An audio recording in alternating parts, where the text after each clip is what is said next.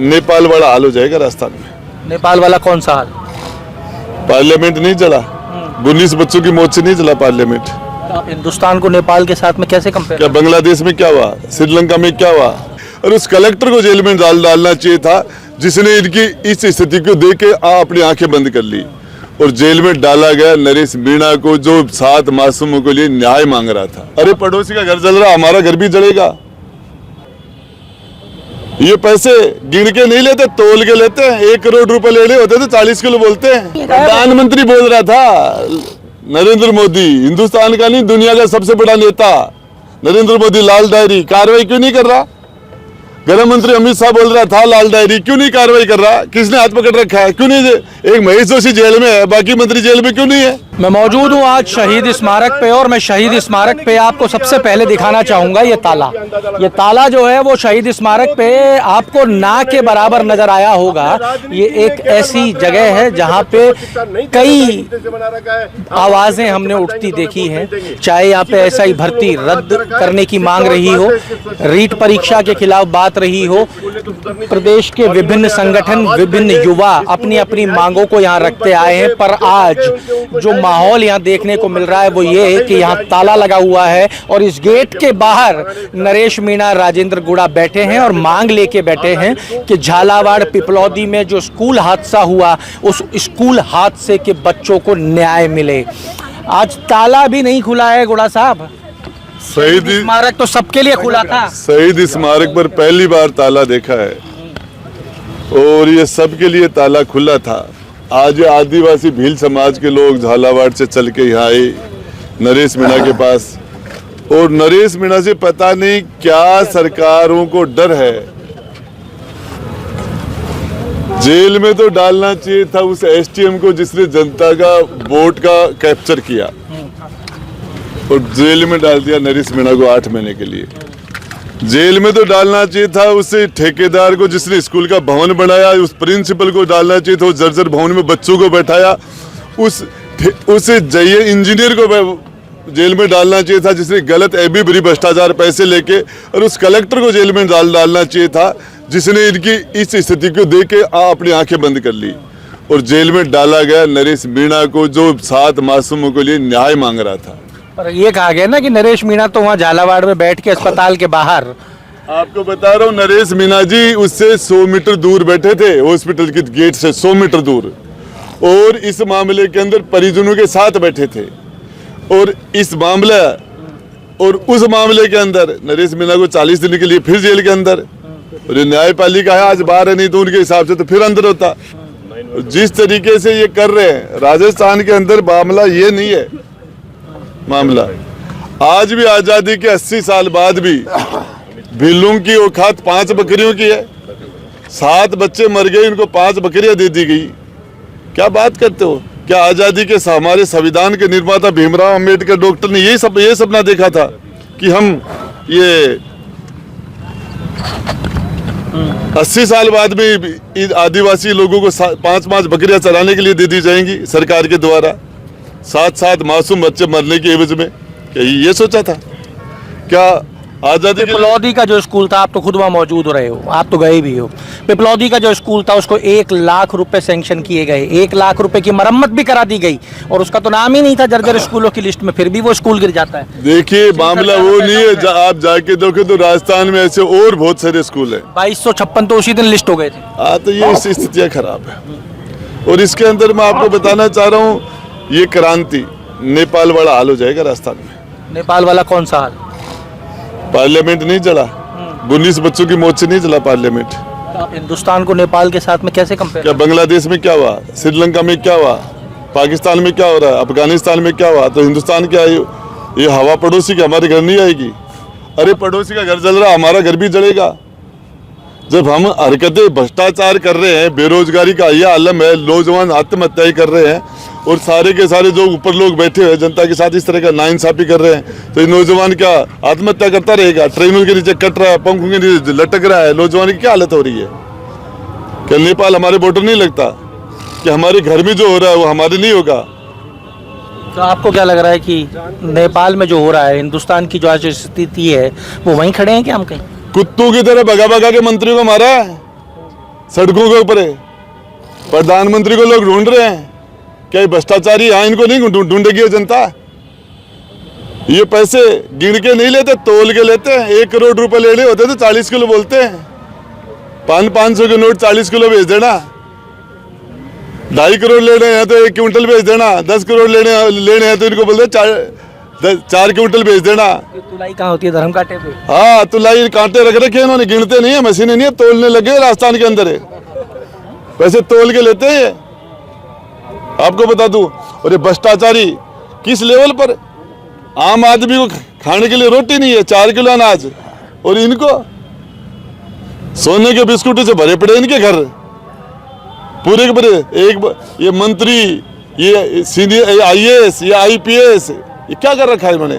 थानों की बोली छूटती है, डिप्टी की बोली छूटती है, तहसील के अंदर क्या चल रहा है, STM फैसले लिखने के लिए क्या कर रहे हैं, कलेक्ट्रेट में क्या हो रहे हैं, क्या नहीं बस आप देखते? आवाज उठती है और बंद हो जाती है। आपने पिछली बार आवाज उठाई, लाल डायरी का आपने जिक्र किया, अब वो चुनाव के बाद से आज तक वो चर्चा कहाँ है? कहीं नहीं है। गायब है। प्रधानमंत्री बोल रहा था, नरेंद्र मोदी हिंदुस्तान का नहीं दुनिया का सबसे बड़ा नेता नरेंद्र मोदी, लाल डायरी कार्रवाई क्यों नहीं कर रहा? गृह मंत्री अमित शाह बोल रहा था लाल डायरी क्यों नहीं कार्रवाई कर रहा? किसने हाथ पकड़ रखा है? क्यों नहीं? एक महेश जोशी जेल में है, बाकी मंत्री जेल में क्यों नहीं है? कि बेचारा अकेला महेश जोशी चोर है? चोर तो सारे ही थे, पिछले मंत्री सारे चोर थे। बोल कौन से ईमानदार हैं? भी पैसे ले रहे हैं, सारे आम ले रहे हैं, जमीनों की लूट कर रहे हैं। ये जो नौजवान नहीं देख रहा, इनके पास बेचारों के पास अनाज नहीं है, वो नोट तोल रहे हैं।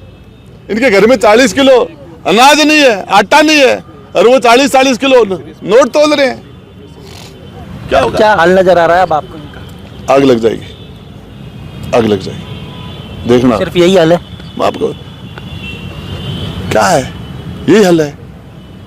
40 दिन जेल है, 8 महीने जेल है।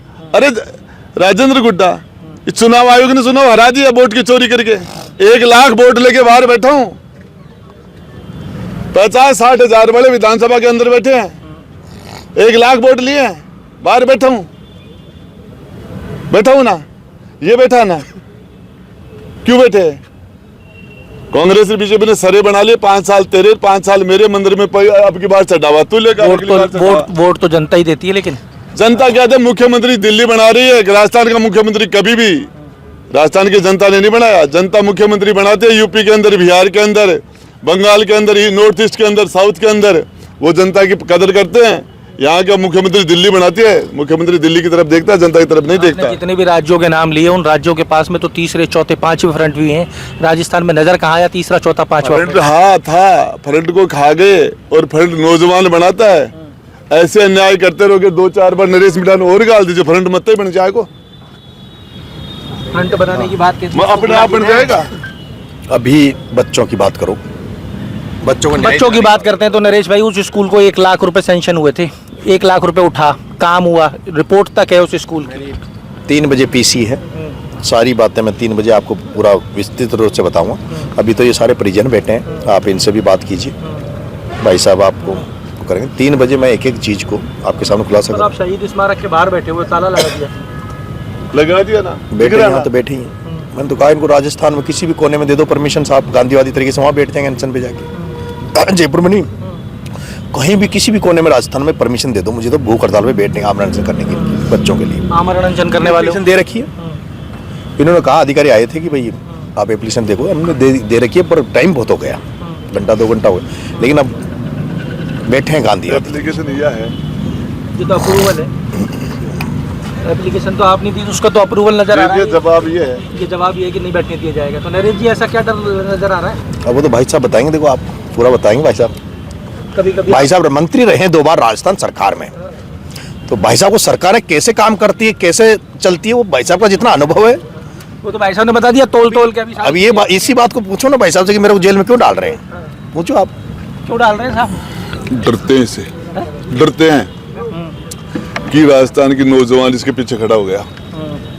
लाखों फॉलोवर है, लाखों हजारों गांवों के अंदर बोर्ड लग तो ये गए। क्या टाल देते हैं, सोशल मीडिया के फॉलोइंग से जो है राजनीति नहीं चलती। राजस्थान में ध्यान है ना आपको, जब आप और मामा मिले थे, रावता माता मिले थे। कल परसों हटीले हमीर की धरती रणथंभौर में गया था, वो सोशल मीडिया थी, वो जो संख्या दिख रही थी वो देख लेते, आप समझ जाते। 1500 वोटों की बात कही गई थी आपके लिए। परसों भाई साहब के वहाँ गया था, तब भी आपने देख लिया होगा। तो 1500 वोट आए क्या? कितने वोट आए? नहीं, सोशल मीडिया ही तो नेपाल में थी। नेपाल का पार्लियामेंट कैसे जल गया, राष्ट्रपति भवन में प्रधानमंत्री घर कैसे जल गए, नेपाल पूरा कैसे सोशल मीडिया से तो जला है। तो सोशल मीडिया से तो पूरा नेपाल जल गया, नहीं जल गया क्या? आप भी सारी चीजें उसी से उठा के चेपते हो उसके अंदर है।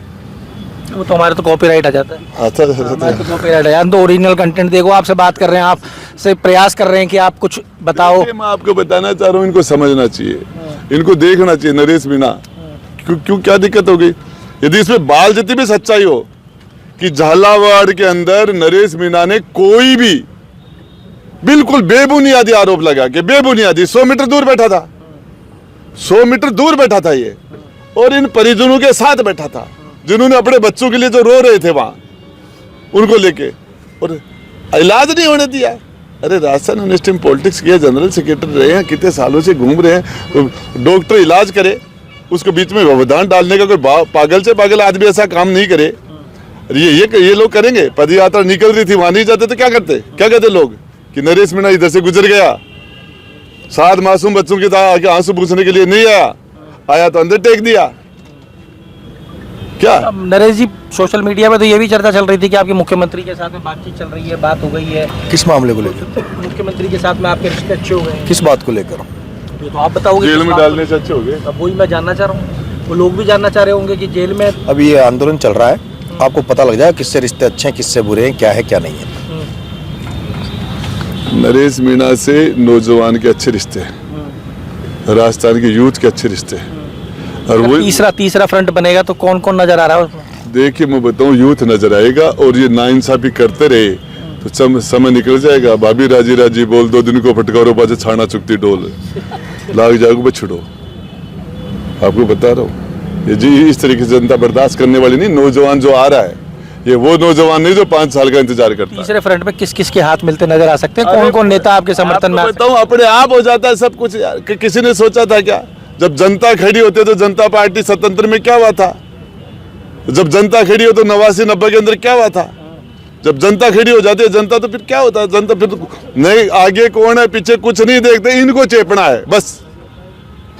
अरे नौजवान है ना, 17 से 27 के बीच वाला मामला, ये दिमाग ही नहीं लगाता, इन दिमाग होता है नहीं, इन्होंने जो सेट कर लिया वो सेट हो चुका। आपको बता रहा हूँ, सेट हो चुका। तो थोड़ा सा इशारा कर दीजिए। हो गया, देख लेना आप 2 दिन में यही देख लेना।